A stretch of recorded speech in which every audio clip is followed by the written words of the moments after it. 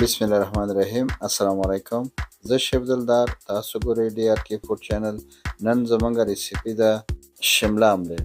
شمله آملیټ د جوړولو ډېر اسانه طریقه. له موږ سره اوسئ، ویډیو تر اخره وګورئ. ځئ چې زه په طرف د جوړولو یې. بسم الله الرحمن الرحیم. پیاز 3 قاشقې، شمله مرچ 3 قاشقې، رومیان 3 قاشقې، شنه پیاز 2 قاشقې، شنه دانیا 1 قاشقه، انډې 4 عدده، مالګه 2 قاشقې د چای، وچه دانیا 1 قاشقه، زیره پوډر 1 قاشقه، تور مرچ 4 حصه د قاشقې. دا ښه صحیح مکسوو. د زیتون تیل 3 قاشقې غذا. بیا به شمله مرچ رنګ پرې کړئ او 3 یا 4. ما خو تقریبا 7 دانې ایښې دي.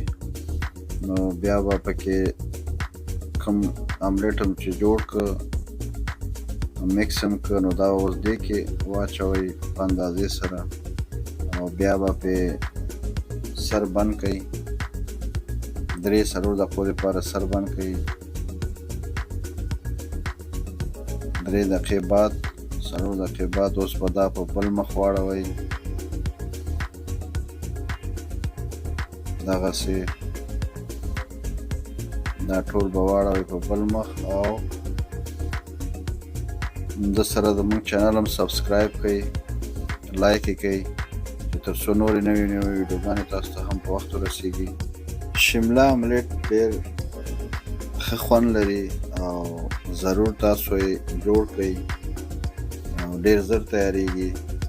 نو زموږ نننۍ ویډیو پای ته ورسېده، شمله آملیټ تیار شو او زه تاسو نه اجازت غواړم.